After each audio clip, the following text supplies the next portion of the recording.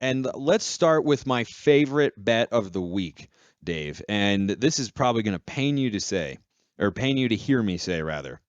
Washington State -5 at Stanford. Give me the Cougars. I don't know if you can talk me down on this one unless you've got some really good reasoning, because I think this game looks a lot like Washington State and Cal, where it's kind of close, hanging around, and then the final score is like 28-10. So I want to get ahead of all the commenters who are going to call me a homer, as you've mentioned. I did. It is, in fact, my alma mater. And let me get ahead of all those people by saying both of these teams suck. I would prefer to be. Washington State's a little better than suck. Let's talk about that, actually. In their last 3 games, do you know how many points Washington State is averaging? I didn't say their offense was good. Their offense has been very bad. Their defense, however, is very good. And that's why I can't say they suck. So Washington State has the 96th ranked offense in the country. 96. In the past 3 games, the Cougars have a points per play average of 0.205. Okay, that is 6th worst in the entire country. And you know who's ahead of them? As in worse than them in that particular statistic? Stanford University, hosting this dynamic backfield of Casey Filkins, like Oswego High School legend, and EJ Smith. They were 3rd last in points per play, above EJ's only not even Boston. EJ's not even there. Remember, he got hurt. That's right. Boston, they're only above Boston College and New Mexico. So I think the under is in play. I think 28-10. I'd like to see the Washington State team that we've seen the last 3 weeks produce putrid outing after putrid outing, put up 28 points against anybody. This is going to be a super low scoring effort. I feel like you have to take the points. If I had to make a bet on this game, I'm taking the under. But given how anemic both offenses have been, give me the +5. There might not be 5 points scored in the entire game. Could be a 3-0 barn burner. All odds, by the way, provided by our friends at Bet Online. Who currently, what is the over under that you're seeing in this game, Dave? Because I agree the under could be in play, but it's not as if Vegas doesn't know that neither of these teams know how to put the ball into the end zone. Well, surprisingly, the over under is actually 50.5. So 50.5. I'm not telling you your fans where to put their money, but I'm telling you that's the bet of the week right there.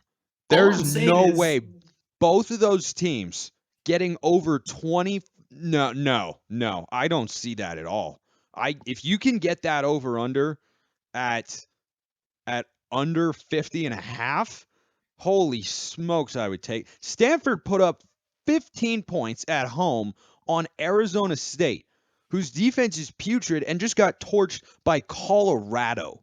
They gave up like 29 points or something to Colorado. And Spencer, on the Washington State side, they've been over 50.5 exactly one time this season. And you might remember the game, actually. I do remember the game. The total in that game was 85 somehow. That is exactly right. In every other game, they've been under 50.5 against teams with significantly better offenses than Stanford. I mean, this is an absolute no-brainer. But given that we're on the under, I'm absolutely taking the points. Take the home team. If you're watching a dumpster fire against a dumpster fire, at least take the one that's in its home stadium. So right now, according to Bet Online, it's under 50. And by the way, I liked this at -5, but right now Bet Online's got it 4.5. So we're locking that in here for the prime picks. I'm going to stay away. I can't bet the Cardinal. I think their 2 wins were kind of fraudulent, and I think that game against UCLA is more indicative of what they are. And they can't stop the run. I mean, they're just a shell of themselves defensively.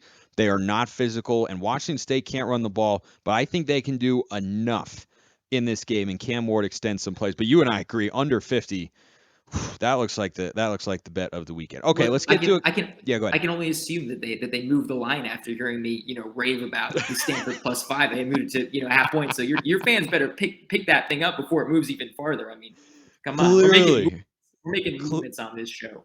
Clearly. Let's do the game that is happening tonight as this episode drops, and that is Oregon State at Washington. If you had better weather conditions here in the forecast, Dave, I would like the Huskies, but they are very reliant on the pass. And this is a nasty Beaver secondary. It'll be by far the best pass defense they've seen this year. if it's going to be wet and you have to run the ball a little more and it's going to be kind of a low grinded out affair, at the very least, I think Oregon State wins outright. But at the very least, 4.5. I think this is the score of this game last year was 27-24. Washington is certainly better, but so's Oregon State. I just think that's too many points, even at home, for the Huskies to be laying right now. Look, another disagreement here. I mean, That's not good. Based on your past history, I'm feeling pretty good about fading you in these picks, but this is not scripted. This is some organic stuff here. I'm 100% taking Washington. 4-1 against the spread in their last 5 games, undefeated straight up at home. I get the leading passer in the Pac-12. I get an offense that's averaging 500 yards per game. The Huskies average 40 points per game. I mean, I just don't see that stopping here. Do you really trust, this talented but relatively unheralded backfield and what's effectively a backup quarterback who is 3-0? He is 3-0. I got to hand it to him. That is my biggest concern, no doubt. I would like it more, but the line would also probably be a little smaller if Chance Nolan were playing, because I think Gulbranson has a higher floor because Nolan bottoming out is 4 interceptions against USC. Gulbranson won't do that. But the ceiling for this Oregon State offense is higher with Nolan at the helm. But the reason I'm still okay going with Oregon State here is I think it can come down to who will run the ball better. I think it's going to be a really good game. And I think Oregon State is going to get it done on the road. But at the very least, 4.5, this feels like a field goal game. Feels like a field goal game to me. That's let me read out to you. Oregon State has a lot of wins. It's true, especially in comparison to past years. But couple last second, yeah. Well, let me just read out to you. Couple last second wins. Go ahead. Yeah, I know. Let me just read out to you the teams that they've beat this season. All right. Let me know when we get to a team that is indistinguishable from a high school JV team. All right. Boise State, Fresno State, Montana State. I'm surprised they're not just directional schools. Stanford, who we covered, and you may recall what happened in that game. I do. Yeah, they blocked it out from my memory, but they cooked it. They cooked it. That's what they did. Yeah, that's what they did. Speaking of Cougs, the Washington State Cougars, and then Colorado. That might be the worst team I've watched in the country this season. So yeah, they're bad. Let's not pretend like the Cougars or the Beavers going 3-0 in their last 3 is anything to write home about. Pico Brunson is Jimmy G without an arm. I don't know what that leaves, just a nice smile.